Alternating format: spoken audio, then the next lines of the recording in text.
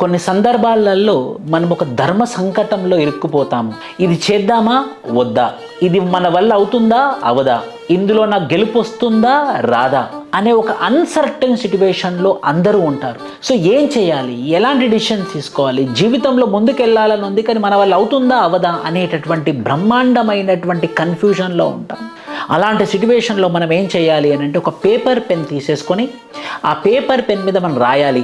ఇందులోకి వస్తే పాజిటివ్స్ ఏంటి, ఇందులోకి వస్తే నెగిటివ్స్ ఏంటి, ఇందులో నాకు సపోర్ట్ సిస్టమ్ ఎలా ఉంది, ఇందులో నాకు సపోర్ట్ సిస్టమ్ ఎలా ఉంది, ఇది నా మైండ్ సెట్కి సరిపోతుందా, ఇది నా మైండ్ సెట్కి సరిపోతుందా. ఇలా గనక మనం ఒక పేపర్ మీద రాసుకొని గనక మనం అనలైజ్ చేసామనుకోండి, ఖచ్చితంగా మనం తీసుకోబోయే డెసిషన్ సక్సెస్ఫుల్ డెసిషన్ అవుతుందన్నమాట.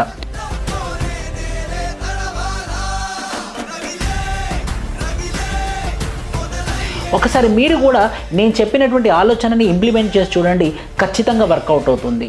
సో నాకైనా సరే ఎవరికైనా సరే ఇలాంటి కన్ఫ్యూజన్ సిట్యువేషన్లో ఉన్నప్పుడు ఖచ్చితంగా మీరు ఏమనుకుంటున్నారో అది పేపర్ మీద పెడితే కనుక ఖచ్చితంగా సక్సెస్ పొందుతారు ఆ పర్టికులర్ డెసిషన్లో. Thank you.